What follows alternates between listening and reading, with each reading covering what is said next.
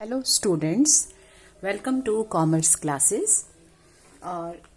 In the series of important items of NPO and their accounting treatment जो हमने start कर रखा है पिछले कुछ वीडियो से, we are now taking up the next transaction. See, we have done entrance fee, life membership fee and donation in one lecture, one video.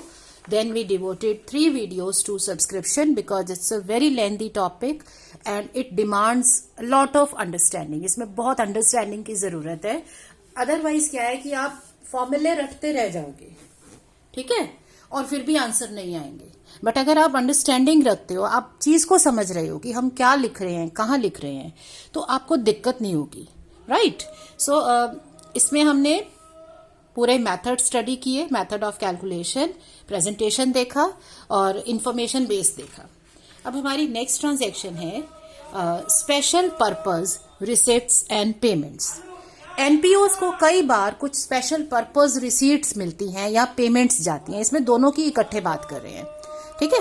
तो किसी पर्पस के लिए आपको, किसी स्पेशल काम के लिए आपको पैसे मिले हैं. लाइक आपका से एक क्लब है और आप उसमें एनुअल डिनर करते हो. सो आप एनुअल डिनर के लिए मेंबर से कंट्रीब्यूशन लेते हो, उसके बाद एनुअल डिनर पे स्पेंडिंग करते हो. तो ये एक स्पेशल पर्पस हो गया, एक ओकेजन मनाते हो. लाइकवाइज आप दिवाली डिनर करते हो, या आप एक क्लब में मान लीजिए जहां आपने कुछ एम्प्लॉयज भी रखे हुए हैं, उनमें से किसी की रिटायरमेंट ड्यू है. अब वो रिटायर हो रहा है तो उस पर्सन को आपको रिटायरमेंट फेयरवेल देनी है, ठीक है. So it's a special occasion, एक पर्पस है. उसके लिए फिर आप सब मेंबर से अलग से सब्सक्रिप्शन, मतलब अलग से फंडिंग लेते हो. इसे हम सब्सक्रिप्शन नहीं कहेंगे क्योंकि ये रेगुलर नहीं है, इसे हम कंट्रीब्यूशन बोलेंगे. तो आप उनसे कंट्रीब्यूशन लेते हो या फिर आप उनसे डोनेशंस लेते हो.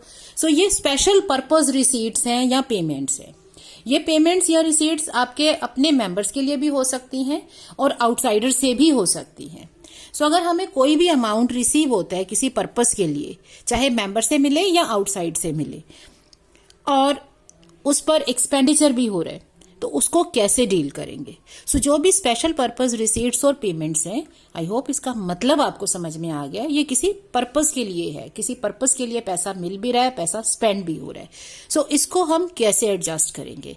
इनको रिकॉर्ड करने का सबसे आसान तरीका क्या है, आप चेक करो, do we have a fund for this. आपने कोई फंड बना रखा है इस एक्टिविटी के लिए. जैसे आपने स्पोर्ट्स इवेंट करवाया अपने स्कूल में, ठीक है. अब स्पोर्ट्स डे के लिए आपने सब मेंबर्स से कुछ कंट्रीब्यूशन लिया, कुछ डोनेशन भी आ गई. अब आप ये चेक करो कि इस इवेंट के लिए कोई फंड है. अगर तो फंड है तो ये बन जाती है कैपिटल ट्रांजैक्शन. जिस भी एक्टिविटी या पर्पस के लिए फंड अगर आ गया तो वो बन जाएगी capital transaction. So capital transaction के तौर पे हम उसे इनकम एंड एक्सपेंडिचर में नहीं लेंगे, हम फंड अकाउंट में सारे अमाउंट्स डाल देंगे. मतलब we will ask ourselves, is there a fund for the same. Question पूरा ध्यान से पढ़ लो, उसमें फंड है या नहीं चेक कर लो. If there is a fund, it means it is a capital transaction. अगर हमारे पास फंड है तो इसे हम क्या मानेंगे, कैपिटल आइटम. सो अमाउंट जो है उसको हम क्रेडिट करेंगे फंड अकाउंट में. सो जो हमें रिसीव हुए हैं वो हो जाएंगे फंड अकाउंट में credit, that is fund balance में ऐड कर देंगे. जो रेलेवेंट एक्सपेंसेस हैं, जो एक्सपेंस किए, जैसे स्पेशल आपने डिनर किया, एनुअल डिनर है, तो उसके जो एक्सपेंडिचर्स हैं वो आप क्या करेंगे, डिडक्ट कर देंगे फंड अकाउंट में से. सो जब भी एक फंड एग्जिस्ट करता है तो उससे रिलेटेड सारे इनकम, सारे एक्सपेंसेस, सारी रिसीट्स उस फंड में ही जानी है. सो आप उसमें इनकम ऐड कर देंगे, कॉन्ट्रीब्यूशंस ऐड कर देंगे, स्पेशल रिसीट्स ऐड कर देंगे, और जितने एक्सपेंसेस उसके लिए हो रहे हैं. एनुअल डिनर है तो आपने डिनर पे स्पेंडिंग कर दी, हॉल हो सकता है रेंट पे लिया हो, उसका चार्ज होगा. मे बी आपने कोई बैंड मंगवाया है जो वहां पे म्यूजिक वगैरह प्रेजेंट करेंगे, उनका खर्चा हो गया. सो जितना भी एक्सपेंडिचर आपने उस एक्टिविटी पे, उस पर्पस पे किया, वो सारा उस फंड में से माइनस हो जाएगा. सो एट द एंड हमें फंड में बैलेंस मिलेगा. अब उस फंड के बैलेंस को क्या करेंगे, अगर तो ये फंड हमें पॉजिटिव बैलेंस शो कर रहा है, मतलब स्पेंडिंग करने के बाद भी फंड में पैसा बच गया, तो वो बैलेंस शीट में शो हो जाएगा. और अगर बैलेंस नहीं बच रहा, ठीक है, बैलेंस नहीं बचने का मतलब है कि आपका एक्सपेंसेस ज्यादा हो गए और पैसा कम था। तो जितना एक्सपेंस रह गया वो एक्सपेंस अब हमारा इनकम और एक्सपेंडिचर में जाएगा। सो ये हमें हमेशा याद रखना है जिस भी चीज के लिए फंड्स होते हैं। सो अगर फंड है तो फंड में ही सब कुछ प्लस माइनस होगा। ऑब्वियसली जो आ रही हैं चीजें, जो इनकम है, जो रिसीट्स हैं वो प्लस होंगी, जो एक्सपेंसेस हैं वो माइनस होंगे। तो अगर पैसा बच गया तो वो आपका बैलेंस शीट में आ जाएगा कि ये फंड का बैलेंस बच गया।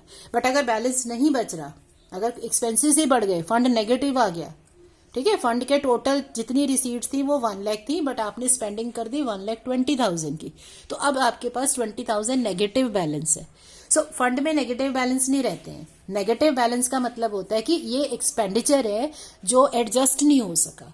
तो अब क्योंकि ये स्पेंडिंग एडजस्ट नहीं हुई फंड में, तो एक्सपेंडिचर तो कहीं ना कहीं तो डालना पड़ेगा ना, तो उसको अब हम इनकम और एक्सपेंडिचर अकाउंट में ले जाएंगे। So this is when there is a fund. अब आ जाओ सेकेंड केस पे। अगर फंड नहीं है, अब अगर फंड नहीं है तो इसका मतलब इसे हमें इनकम एंड एक्सपेंडिचर में ही एडजस्ट करना है। बट करते कैसे हैं, क्योंकि ये एक सेपरेट एक्टिविटी है तो उसके लिए एक अलग से अकाउंट खोल देते हैं। उस अकाउंट में हम जो भी अमाउंट्स आ रहे हैं वो क्रेडिट कर देंगे, रिसिप्ट्स को क्रेडिट कर देंगे, और जो एक्सपेंडिचर हुआ वो डेबिट कर देंगे, मतलब वो माइनस कर देंगे। सो इन एनी केस हमें नेट बैलेंस देखना है कि भैया ये इनकम आ गई, ये स्पेंडिंग हो गई, तो नेट बैलेंस क्या बच गया। अब वो जो नेट बैलेंस है वो हम लेके जाएंगे इनकम और एक्सपेंडिचर अकाउंट में किसी एक साइड में। कौन सी साइड में जाएगा, अगर हमारे रिसीट्स ज्यादा है, इनकम ज्यादा है, ठीक है, अगर इनकम ज्यादा है एक्सपेंडिचर से तो जो डिफरेंस है वो इनकम में चला जाएगा। और अगर इनकम हमारी कम है, इसका मतलब एक्सपेंसेस ज्यादा है, तो क्योंकि अब एक्सपेंस बच गया तो एक्सपेंस बचने का मतलब है उसे एक्सपेंडिचर साइड में लेना है। सो जो है वही लेना है। इनकम में से जब एक्सपेंस काटते हैं तो जो इनकम ज्यादा होती है तो इनकम बचती है, तो इनकम में चली जाएगी। अगर एक्सपेंडिचर ज्यादा है तो एक्सपेंडिचर बच गया ना। मान लो तुम्हारी रिसिप्ट हुई 10,000 की, स्पेंडिंग की 15,000 की, तो 5,000 का एक्सपेंडिचर इनकम के अगेंस्ट कट नहीं सका, वो बच गया। अब ये एक्सपेंडिचर बचा है तो वो उसे एक्सपेंडिचर साइड में लेके जाएंगे। अब एक चीज है वो हमें हमेशा याद रखनी है, ये मैंने आपको सब्सक्रिप्शन समझाते हुए भी बोली थी। ओके, जिसने सब्सक्रिप्शन वाला वीडियो नहीं देखा है वो पिछले वीडियोस में जाके सब्सक्रिप्शन का वीडियो जरूर देखे। ये क्या चीज है कि हम जो भी अकाउंट बनाते हैं, चाहे वो फंड अकाउंट हो, चाहे वो स्पेशल अकाउंट हो एक्टिविटी के लिए, या हमारा कोई स्टेशनरी अकाउंट है, जब भी हम कोई अकाउंट बनाते हैं, या हमारा इनकम एंड एक्सपेंडिचर है, या फर्नीचर अकाउंट है, कोई भी अकाउंट बनाते हैं तो हमारा अकाउंट हमेशा बनता है एक्रूवल बेसिस पे। लेकिन हम जो इंफॉर्मेशन पिक करते हैं वो हम करते हैं कहाँ से, वो हम लेते हैं रिसिप्ट्स एंड पेमेंट से, जो है कैश बेसिस। तो हमें हमेशा अमाउंट कभी भी लिखना है किसी अकाउंट में तो हमें उसका बेसिस चेंज करना पड़ता है, उसे हमें एक्रूवल बेसिस पे करना पड़ता है। दैट मीन्स कोई आउटस्टैंडिंग और एडवांसेस हो तो वो हमें एडजस्ट करने होते हैं। अब आउटस्टैंडिंग और एडवांस एडजस्ट करने का क्या रूल था, रूल सेम रहेगा, चाहे वो इनकम हो चाहे वो एक्सपेंडिचर हो, एक्सपेंडिचर हो या इनकम हो, आउटस्टैंडिंग एडवांसेस का रूल सेम है। क्या रूल है, आई रिमाइंड यू अगेन, सिर्फ हमें क्या याद रखना है, always change the base while recording the amount. जब भी हमें अमाउंट कहीं भी लिखना है रिसिप्ट्स एंड पेमेंट से निकाल के, आपको रिसिप्ट्स एंड पेमेंट में से अमाउंट उठा के किसी भी अकाउंट में लिखना हो, उसको बेस चेंज करके लिखना है, क्योंकि रिसिप्ट्स एंड पेमेंट अकाउंट होता है कैश बेसिस पे और सारे बाकी के अकाउंट बनते हैं एक्रूवल बेसिस पे। So how to change the base, change करने के लिए हमें एडजस्ट करने होते हैं आउटस्टैंडिंग और एडवांसेस। अब इन्हें एडजस्ट कैसे करते हैं, सेम रूल है। आप चाहे एक्सपेंस सॉल्व करना चाहते हो या आप सॉल्व करना चाहते हो इनकम, ठीक है। एक हमारा है करंट ईयर जिसके लिए हमें ये अमाउंट सॉल्व करनी है, इसके अगेंस्ट हमें दे क्या रखा होता है, आउटस्टैंडिंग और advance. In respect of income हम कह देंगे आउटस्टैंडिंग इनकम और एडवांस कह देंगे एडवांस रिसीव्ड इनकम। एक्सपेंसेस के केस में क्या बोल देंगे, एक्सपेंस आउटस्टैंडिंग और एक्सपेंस पेड इन एडवांस। बात तो सिंपल है ना, एडवांस है या आउटस्टैंडिंग है, तो जो भी एक्सपेंडिचर हो या इनकम हो उनके रिस्पेक्ट में यही टेबल बनेगी, यही याद रखना है। एक हमें दे रखे होते हैं ओपनिंग बैलेंसेस और एक हमें दे रखे होते हैं क्लोजिंग बैलेंसेस। कैसे? आउटस्टैंडिंग एक्सपेंस और income in the beginning of the year, advance paid expenses in the beginning of the year, outstanding expense और income in the close of the year, advance at the end of the year. ठीक है, ये relate कर लोगे तो ये 2x2 की table है। 4 अमाउंट हमें एडजस्टमेंट में दिए जा सकते हैं। अब इन चारों को एडजस्ट कैसे करना है, हमें सिर्फ ये चेक करना है कि ये अमाउंट कौन से टाइम पीरियड को बिलोंग करता है। अगर तो वो करंट ईयर को बिलोंग करता है तो प्लस होगा, नहीं करता, किसी और पीरियड को बिलोंग करता है तो माइनस होगा। सो आउटस्टैंडिंग इसे कैसे रीड करेंगे, ये जो बॉक्स है, ये बॉक्स कहाँ आ रहा है, आउटस्टैंडिंग और ओपनिंग के बीच में, तो हम इसे बोलेंगे outstanding balance in the beginning of the year. ठीक है, अब अगर कोई अमाउंट आउटस्टैंडिंग हो इन the beginning of the year, शुरू में आउटस्टैंडिंग है, तो ये कौन से ईयर से बिलोंग करता है? कोई अमाउंट अगर शुरू में आउटस्टैंडिंग है तो वो बिलोंग करता है यस प्रीवियस ईयर से। शुरू में आउटस्टैंडिंग है ना, तो शुरू में तो पिछले साल का होगा, तो वो हमें माइनस करना होगा। राइट? अब अगर यही आउटस्टैंडिंग क्लोजिंग बैलेंस हो, अगर कोई चीज आउटस्टैंडिंग है एंड में, मतलब हमारे करंट ईयर के एंड में, तो एंड का मतलब हो गया कि वो इस ईयर से बिलोंग करता है। तो अगर वो इस ईयर को बिलोंग करता है तो वो क्या बन गया, करंट ईयर का अमाउंट है, उसे ऐड करना है। अब आ जाओ एडवांस पे, चाहे वो इनकम हो या एक्सपेंस हो, रूल यही है, सिंपल रूल है, हर जगह यही यूज होगा। ओपनिंग बैलेंस एडवांस का मतलब एडवांस इनकम हो या एक्सपेंस हो बिगिनिंग में। तो अगर किसी ने शुरू में हमें एडवांस दे रखा है, मतलब पिछले साल किसी ने एडवांस दिया, तो अब लास्ट ईयर अगर किसी ने एडवांस दिया है तो वो किस पीरियड के लिए दिया होगा, वो इस पीरियड के लिए, करंट ईयर के लिए, तो ये अमाउंट बिलोंग करता है करंट ईयर को, प्लस होगा। लाइकवाइज अगर कोई एडवांस है एट द एंड, चाहे income, I am again saying ये फॉर्मूला बहुत सिंपल है, लॉजिकल है, और ये इनकम एक्सपेंस सब पे चलता है। एडवांस एट द एंड है, तो अगर हमें एंड में एडवांस का बैलेंस दे रखा है तो इस साल के एंड में एडवांस किसके लिए दिया होगा। अगर आप ये कहते हो कि यार मैंने ना एंड में एडवांस दे रखा है, एंड में आके ईयर एंड पे आप बोल रहे हो कि मैंने तो सैलरी एडवांस में दे रखी है, तो वो कौन से पीरियड की दी होगी? इट इज सर्टन कि वो इस पीरियड की नहीं है, एडवांस है तो वो नेक्स्ट ईयर की है। ठीक है, तो उसे नेक्स्ट ईयर बोल सकते हैं या फ्यूचर ईयर बोल सकते हैं। तो फ्यूचर ईयर का मतलब वो तो इस ईयर को बिलोंग ही नहीं करता, तो उसे करना पड़ेगा माइनस। सो हमें हमेशा ये 4 चीजें एडजस्ट करनी है जब भी हम कोई अमाउंट लिखेंगे। ठीक है, कभी भी कोई अमाउंट लिखना है किसी अकाउंट में तो उसमें ये एडजस्टमेंट करनी होती है, ये वाली एडजस्टमेंट बेस चेंज करने की। बेस चेंज करने के लिए क्योंकि हम अमाउंट पिक कर रहे होते हैं रिसिप्ट्स एंड पेमेंट से। आपका क्वेश्चन हमेशा कहेगा receipts and payment account shows this payment this receipt, तो वहां से उठा रहे हो, वो कैश बेसिस पे बन रहा है, लेकिन जहां भी लेके जाना है वो तो एक्रूअल सिस्टम पे है, तो इसलिए इसे आपको क्या करना होगा, इसे आपको चेंज करना पड़ेगा। बेस चेंज करने के लिए ये आपको एडजस्टमेंट करनी है, चाहे वो पेमेंट हो चाहे वो रिसिप्ट हो, ये चारों एडजस्टमेंट कर दोगे तो पेमेंट कन्वर्ट हो जाएगी एक्सपेंडिचर में और रिसीट जो है वो कन्वर्ट हो जाएगी आपकी इनकम में। तो ये कन्वर्ट करके ही लिखना है। सो ये एडजस्टमेंट हमेशा के लिए याद रखो। Let us get back to the fund again. जो स्पेशल पर्पस रिसिप्ट्स होती हैं उनके लिए चेक क्या करना है, फंड है या नहीं।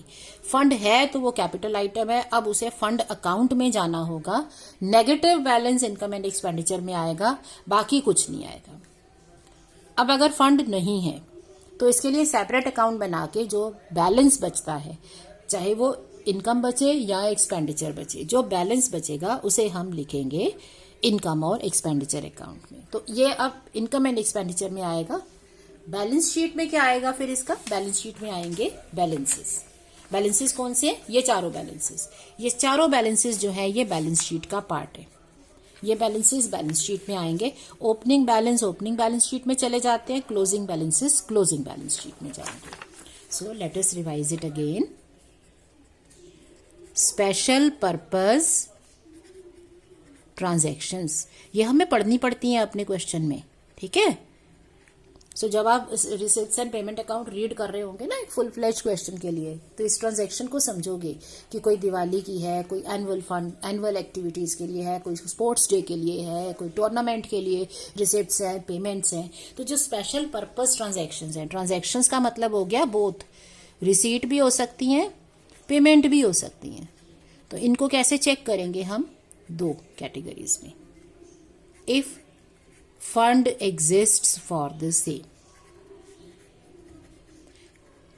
अब अगर फंड एग्जिस्ट करता है तो हम कह देंगे it is a capital transaction, ठीक है। Adjust amount in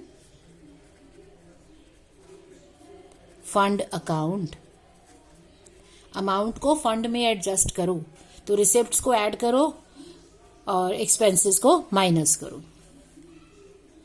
show balance positive in balance sheet, अगर प्लस में बैलेंस बचता है, प्लस में बैलेंस तब बचता है जब तुम्हारे एक्सपेंसेस कम होते हैं, पैसा बच गया। And show balance negative in income and expenditure account, ठीक है। सो ये वाला बैलेंस बैलेंस शीट में और negative balance income and expenditure में। Apart from this balance sheet में सारे आउटस्टैंडिंग्स और सारे एडवांसेस आएंगे। सेकेंड है if the fund does not exist, if there is no fund, कोई फंड नहीं है और बनाना भी नहीं है, ठीक है। So it is a revenue transaction, इसे हम रेवेन्यू ट्रांजैक्शन मानते हैं। सो इसे कहां लेके जाएंगे? Record both income and expenditure in separate account, separate account में लिख दो। अब इसमें कहते हैं हम अकाउंट बना रहे हैं, बट अकाउंट की जगह इसे स्टेटमेंट में भी लिख सकते हैं। अगर ये अकाउंट पूछा नहीं है ना, क्वेश्चन में मांगा नहीं है, तो हम फंड अकाउंट या जो भी है ये हम सिर्फ स्टेटमेंट में कर देंगे सॉल्व। अब क्या करेंगे? Show balance in income and expenditure account, और यहां क्या आएगा? बैलेंस शीट में सारे आउटस्टैंडिंग और एडवांसेस, ठीक है। सो हमने क्या समझा? स्पेशल पर्पस ट्रांजैक्शंस में अगर फंड एग्जिस्ट करता है तो सब कुछ फंड में एडजस्ट होगा। Adjust all amounts in fund and show the balance in balance sheet. But if there is no fund, then the revenue transaction is this: record everything in a separate account and show the balance in income and expenditure account. That's it for the day. Thank you.